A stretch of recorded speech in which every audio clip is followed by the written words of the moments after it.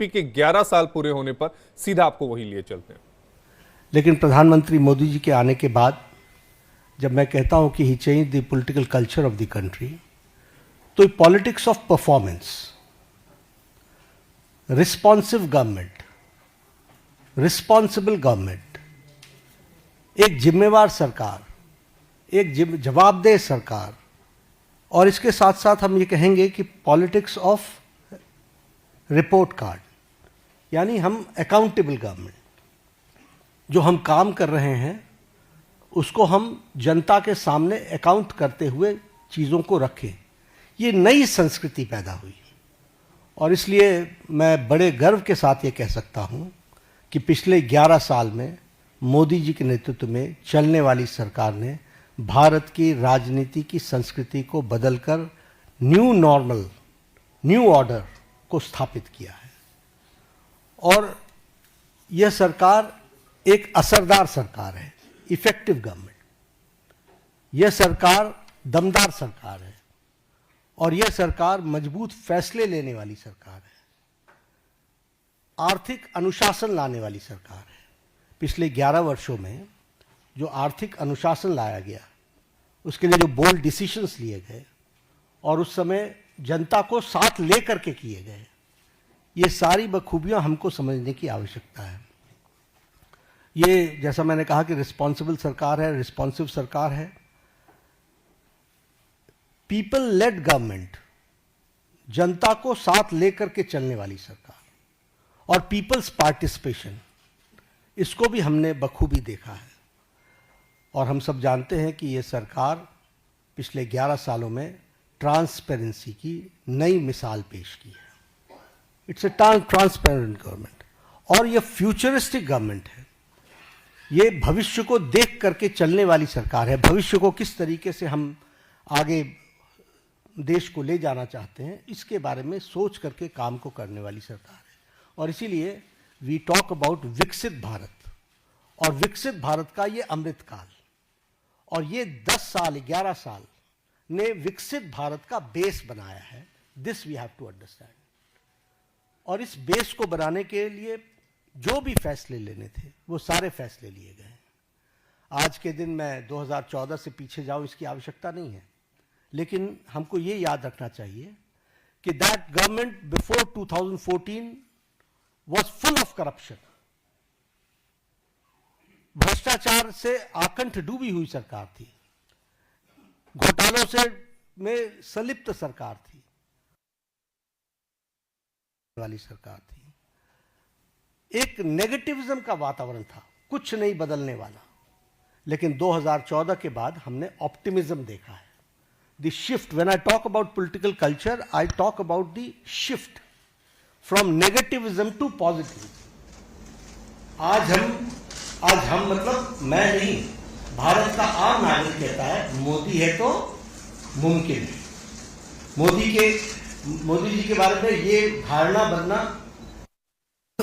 समस्याओं का सॉल्यूशन करेंगे और समस्याओं को सॉल्व करेंगे, ये आम व्यक्ति की धारणा बन गई है। और इसीलिए हम ये भी, आविष्कार और नवाचार, ये तीनों चीजें जुड़ी हैं। आज हम डेवलपमेंट भी कर रहे हैं और उसके साथ साथ हम बेस्ट प्रैक्टिसेस भी ला रहे हैं, नवाचार भी हो रहा है, और इस तरीके से विकास के काम को आगे बढ़ाया है।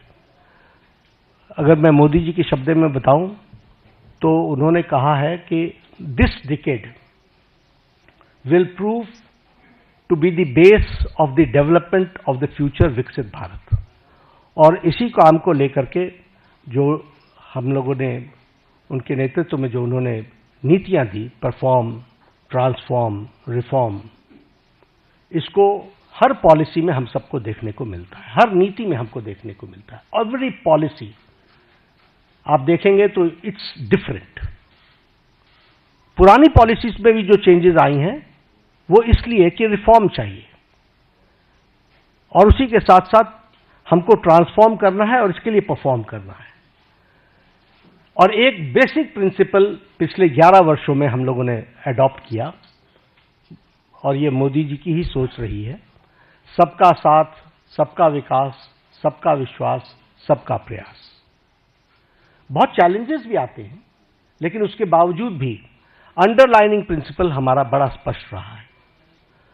अब मैं अगर बोल्ड डिसीजंस की बात करूं, तो मैंने कहा कि इतने एक प्रेस कॉन्फ्रेंस में 11 वर्षों के बोल्ड डिसीजंस बता देना ये मेरे लिए बहुत कठिन होगा, लेकिन आर्टिकल 370 को एब्रोगेट करना,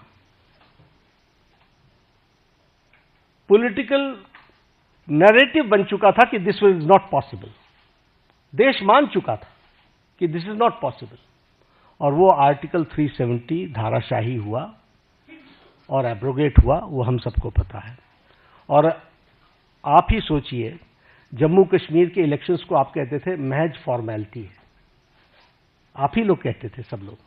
लोकसभा में टर्नआउट 58.46% रहा, और विधानसभा J&K के इलेक्शन में टर्नआउट वाज 63%।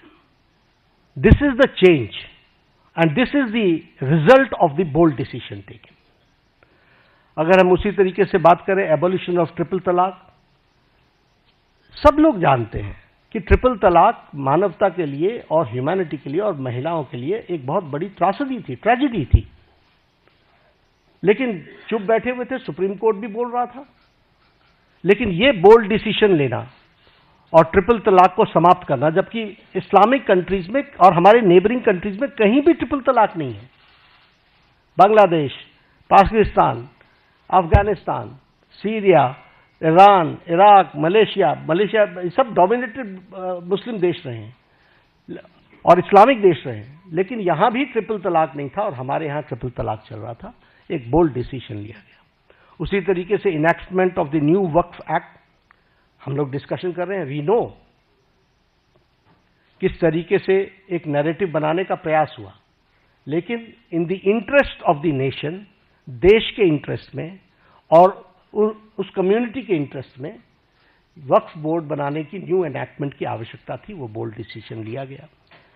उसी तरीके से सिटीजन्स अमेंडमेंट एक्ट, उसी तरीके से डीमोनेटाइजेशन, उसी तरीके से मोर देन 3 डिकेड्स हम विमेन रिजर्वेशन की तरफ नहीं बढ़ पाए, लेकिन 33% विमेन रिजर्वेशन देने का काम प्रधानमंत्री मोदी जी के नेतृत्व में हुआ।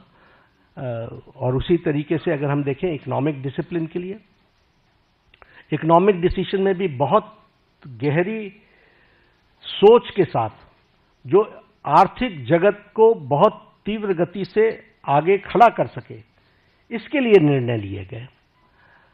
प्रेजेंटेशन ऑफ बजट का एडवांसमेंट, हम अभी भी ब्रिटिश की दुनिया में जी रहे थे, ब्रिटिश काल में जी रहे थे, उसको एडवांस करना, उसके साथ साथ प्लान और नॉन प्लान एक्सपेंडिचर को अलग अलग जो डिस्टिंक्शन था उसको समाप्त करना, ताकि हम बेटर किटी का उपयोग कर सके। हमारे अश्विनी जी बैठे हुए हैं, रेल बजट को एसिमिलेट करना और भारत की आर्थिक जगत को एक साथ कैसे देश के लिए डेवलप किया जा सकता है उसको करना।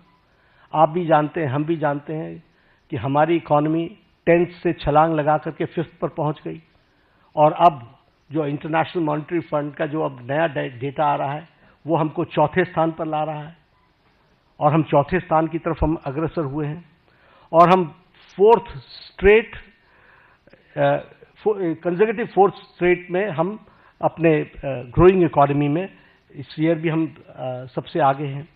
और उसी तरीके से हम देखें फास्टेस्ट ग्रोइंग इकोनॉमी के रूप में हमारा 4था साल लगातार चल रहा है।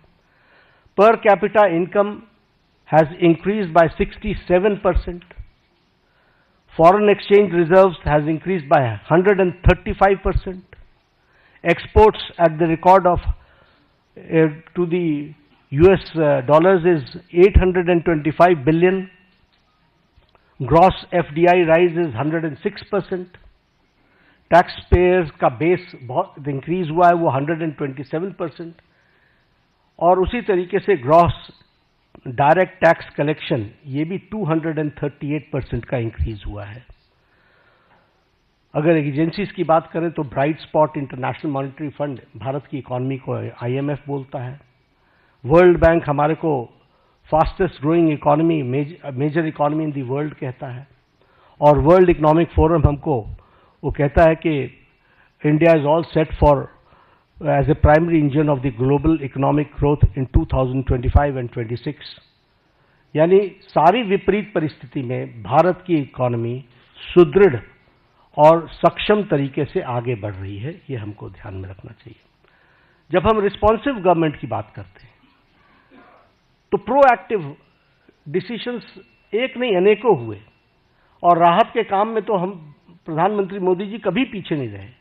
फिर चाहे बात ऑपरेशन गंगा की हो और सिटीजन्स को यूक्रेन से लाने की बात हो, प्रोएक्टिव होकर के किसी और देश ने अपने सिटीजन्स की चिंता नहीं की, लेकिन इंडिया ने, और इंडिया ही नहीं, इंडियंस के साथ साथ, इंडियन फ्लैग के साथ साथ कई दूसरे देश के लोग भी यूक्रेन से बाहर आए। तो यह एक पॉजिटिव नोट के साथ, उसी तरीके से हमारे वंदे भारत मिशन, जिसमें 67 लाख लोगों को कोविड के दौरान भारत वापस, स्वदेश भारत वापस लाने का काम हुआ है। ऑपरेशन देवी शक्ति में अफगानिस्तान से लोगों को वापस लाए। ऑपरेशन राहत में यमन से हम लगभग 5000 जो हमारे इंडियन सिटीजन थे उनको लेकर के आए, और उनके साथ साथ 41 नेशंस के जो दूसरे सिटीजन्स भी फंसे हुए थे उनको भी, मोर देन 1000, उनको भी निकाल करके लेकर के आए। ऑपरेशन मैत्री में नेपाल में हम अर्थक्वेक में सबसे आगे रहे। We were the first to reach and land in Kathmandu, और हम लोगों ने राहत कार्य किया। और अगर मैं ऑपरेशन वैक्सीन मैत्री की बात करूं तो ये बार बार मैं याद दिलाना चाहता हूं कि मोर देन 150 कंट्रीज में हमने वैक्सीन को पहुंचाया, और हमने कोशिश की कम से कम 48 कंट्रीज को तो फ्री वैक्सीन दी गई है, और ये वैक्सीन मैत्री में भी हम प्रोएक्टिव रहे। कोविड मैनेजमेंट पर मैं जरूर बोलना चाहूंगा, क्योंकि जब मैं रिस्पॉन्सिबल और रिस्पॉन्सिव गवर्नमेंट की बात करता हूं, देखिए ये पेंडेमिक सारी दुनिया के लिए आया था। ये पेंडेमिक इस शताब्दी का सबसे बड़ा पेंडेमिक रहा, और इस पेंडेमिक में विभिन्न कंट्रीज ने अपने अपने तरीके से रिस्पॉन्ड किया, क्योंकि इसके रिस्पॉन्ड